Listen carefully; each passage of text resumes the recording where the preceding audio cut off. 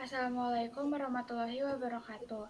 Selamat pagi Bu Faiz, kami dari kelompok 12 akan mempresentasikan terkait pemodelan kebutuhan terstruktur atau SA dan juga berorientasi objek atau OO.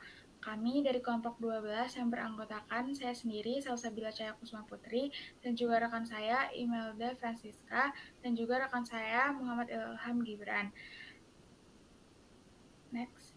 Pertama-tama, saya akan menjelaskan konsep pemodelan kebutuhan. Model kebutuhan menjembatani antara deskripsi sistem secara umum dengan model perancangan.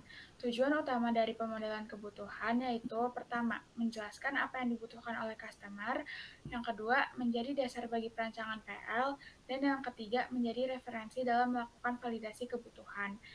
Model pemodelan kebutuhan terdapat yang terstruktur yaitu SA dan juga yang berorientasi objek atau OO. Next. Tipe pemodelan kebutuhan. Tipe pemodelan kebutuhan terdapat banyak jenisnya. Yang pertama ada scenario-based models, data models, class-oriented models, flow-oriented models, dan behavioral models. Di sini kami menggunakan proses models yaitu dengan data flow diagram atau DFD. DFD atau data flow diagram adalah diagram yang dipakai untuk memodelkan sebuah sistem secara logika. DFD bisa dimanfaatkan untuk analisis ataupun desain. Akan tetapi, DFD sering dimanfaatkan dalam tahap desain, sebab DFD mempunyai batasan ruang lingkup sistem yang sangat jelas, sehingga pekerjaan dapat dilakukan dengan lebih fokus. Elemen pada DFD yang pertama yaitu ada terminator atau external entity, di mana berbentuk persegi panjang dan tidak memproses data. Yang kedua ada data flow, berbentuk anak panah yang mempresentasikan aliran data. Yang ketiga, ada proses di mana berbentuk lingkaran dan mempresentasikan aktivitas sistem. Dan yang keempat, ada data storage, yaitu bernotasikan dua garis paralel dan mempresentasikan tempat penyimpanan data. Selanjutnya bisa dilanjutkan oleh teman saya. Oke, selanjutnya adalah mengenai tutorial tentang penggunaan software IDES Modeler untuk membuat data flow diagram. Sini teman-teman bisa mendownloadnya di website teman-teman masing-masing, di sana ada dan gratis. Jadi di sini untuk membuat file, setelah teman-teman install juga teman-teman bisa membuka langsung aplikasinya dan tinggal memilih apa yang dibutuhkan teman-teman untuk memodelkan suatu sistem. Nah, di sini untuk menambahkannya bisa melakukan klik pada tanda plus di sini dan teman-teman bisa memilih yang sedang teman-teman butuhkan. Dan di sini kita sedang membuat data flow diagram. Nah, untuk itu dari kelompok kami telah membuat contoh kasus yaitu dalam pengisian KRS di mana kelompok kami telah membuat level 0 dan level 1. Nah, untuk DFD sendiri ini adalah DFD itu tidak harus urut, jadi bisa menjelaskan secara acak. Jadi nanti untuk DFD ini adalah untuk memetakan. Nah, dalam DFD ini ada level 0, level 1, dan level seterusnya. Di mana level 0 ini adalah menjelaskan tentang satu proses di mana satu proses ini berisikan kata kerja. Dan juga untuk di level 0 ini hanya boleh satu proses yang ditulis dan diperbolehkan untuk beberapa entitas atau eksternal. Jadi di sini boleh beberapa eksternal. Terus di dalam level 0 DFD juga tidak diperbolehkan adanya data store. Nah, untuk contoh kasus yang dibuat oleh kelompok kami yaitu pengisian KRS. Prosesnya itu adalah mengisi KRS di mana ada 3 entitas yaitu mahasiswa, dosen PA, dan staf akademik. Mahasiswa, data flow masuknya ke mengisi KRS yaitu pengisian KRS dan outputnya adalah jadwal kuliah. Sedangkan untuk dosen PA, data flow in-nya atau data flow masuk yaitu persetujuan KRS dan outputnya adalah dokumen persetujuan. Untuk selanjutnya staf akademik, data flow in-nya adalah kode dan jadwal mata kuliah dan outputnya adalah data pengambilan KRS dari mahasiswa. Nah, itu mungkin dari DFD yang kelompok kami buat yaitu level 0. Selanjutnya adalah DFD level 1, di mana DFD level 1 ini lebih bisa dibilang lebih kompleks dari DFD level 0, di mana untuk prosesnya sendiri bisa lebih dari satu. Dan untuk proses-proses yang telah kami buat itu ada 4, di mana 4 proses ini mengacu dari proses yang ada di DFD level 0, yaitu mengisi KRS. Nah, jadi di sini kita telah membuat beberapa proses, yaitu membayar UKT, mengisi KRS, memvalidasi pembayaran UKT, dan persetujuan KRS. Dan juga untuk entitasnya masih sama dengan level yang 0, yaitu ada mahasiswa, dosen PA, dan juga staf akademik, di mana mahasiswa melakukan atau data flow in ke membayar UKT, yaitu pembayaran dengan output bukti pembayaran. Dan juga untuk mahasiswa, sama seperti yang ada di level 0, data flow ini adalah pengisian untuk mengisi KRS, dan untuk outputnya adalah jadwal kuliah. Kemudian untuk dosen PA, data flow in-nya untuk persetujuan KRS adalah tanda tangan, dan juga untuk selanjutnya itu adalah persetujuan yang nantinya adalah output untuk mahasiswa. Kemudian juga di dalam level 1 ini terdapat data store, yaitu list pembayaran UKT, di mana list pembayaran UKT ini nanti dibaca oleh proses memvalidasi, dan juga nanti akan dilakukan validasi oleh staf akademik. Selanjutnya di sini ada data store dari antara mengisi KRS dan juga staf akademik, yaitu kode dan jadwal mata kuliah, di mana tanda panahnya ini adalah data flow in. Jadinya untuk data store itu, misalnya data flow in berarti kode data store itu dapat diubah. Jadi di sini kode dan jadwal mata kuliah akan diubah oleh mengisi KRS. Kemudian untuk staf akademik, karena di sini data store-nya adalah data store masuk, maka itu akan dibaca oleh staf akademik. Terus mungkin itu aja yang dapat disampaikan mengenai pendekatan pemodelan struktur analisis melalui DFD yang telah kelompok kami buat. Selanjutnya adalah objek orientasi. Tipe pemodelan kebutuhan OO. Jadi untuk objek orientasi sendiri, fungsinya selain untuk dokumentasi juga untuk memudahkan koordinasi dengan seluruh stakeholder. Di mana stakeholder ini diantaranya itu ada user dan juga developer di dalam cakupannya.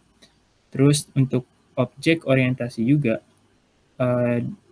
untuk menyusunnya itu ada 4 langkah, di mana yang pertama itu adalah elisitasi, yang kedua itu identifikasi skenario, yang ketiga itu identifikasi kelas, dan yang keempat adalah identifikasi atribut dan operasi.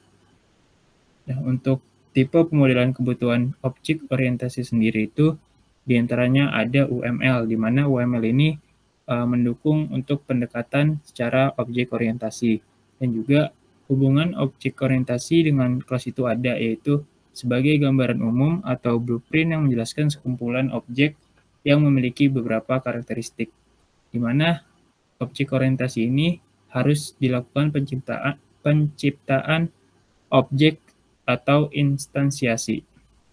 Kemudian juga UML digunakan untuk semua proses dapat terdokumentasikan nantinya, dan juga bisa digunakan untuk validasi requirement.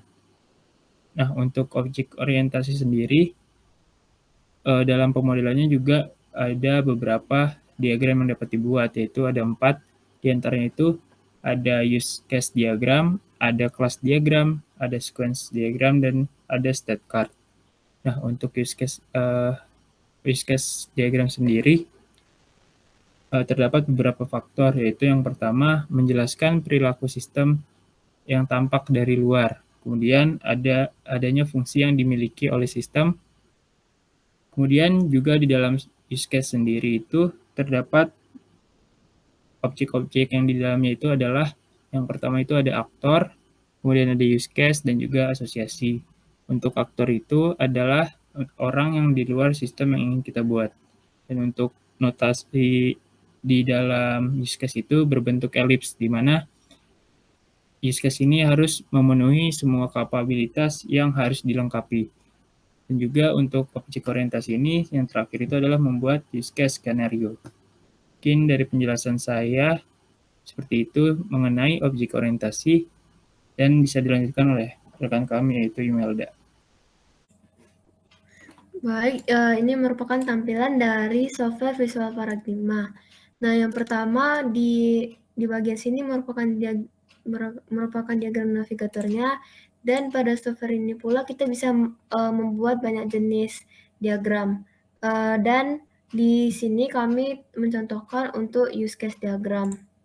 Untuk membuat use case, kita bisa menggunakan tools ini, kemudian menariknya seperti ini, dan langsung bisa mengganti kata-katanya sesuai dengan aktivitas yang mau dilakukan.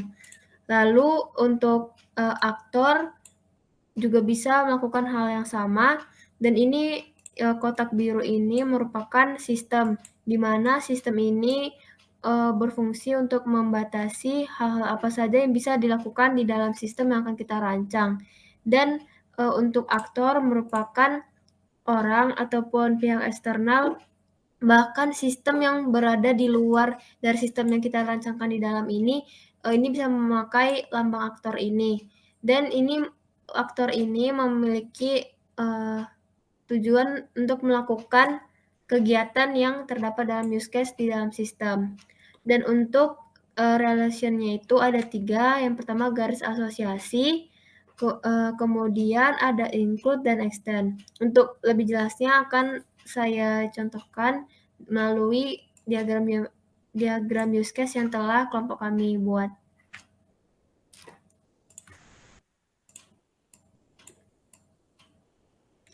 Baik, ini merupakan tampilan dari use case yang telah kami buat.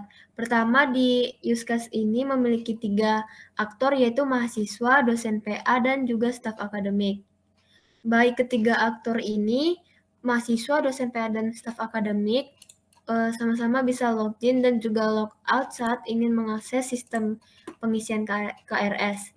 Lalu, di mahasiswa bisa melakukan pembayaran UKT, di mana pembayaran UKT ini include dengan validasi pembayaran UKT yang dilakukan oleh staf akademik.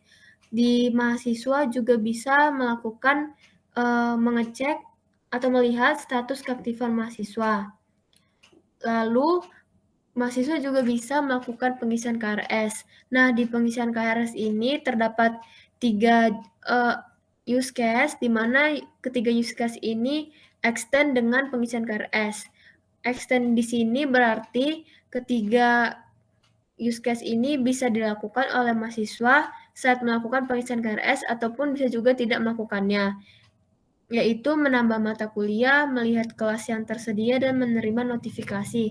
Notifikasi di sini merupakan notifikasi pemberitahuan apakah kelas yang barusan ditambahkan itu sudah berhasil dimasukkan ke dalam KRS. Kemudian dari pengisian KRS ini include dengan memberikan catatan dan validasi KRS yang dilakukan oleh dosen PA. Nah, include di sini berbeda dengan extend. Dalam include berarti use case tersebut harus dilakukan juga dan bukan menjadi pilihan seperti extend.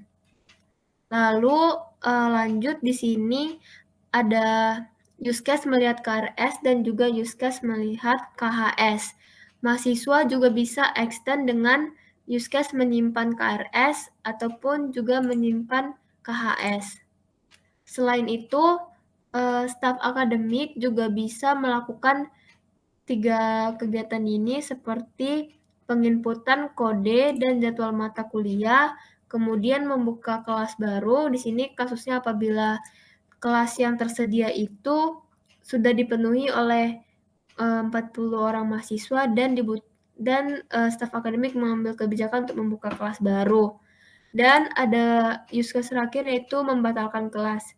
Membatalkan kelas di sini berarti kelas yang tersedia itu jumlah orang yang memenuhi kelasnya kurang dari 40 orang, maka kelas tersebut dibatalkan oleh staf akademik. Baik, sekian penjelasan dari kelompok kami. Atas perhatiannya kami ucapkan terima kasih.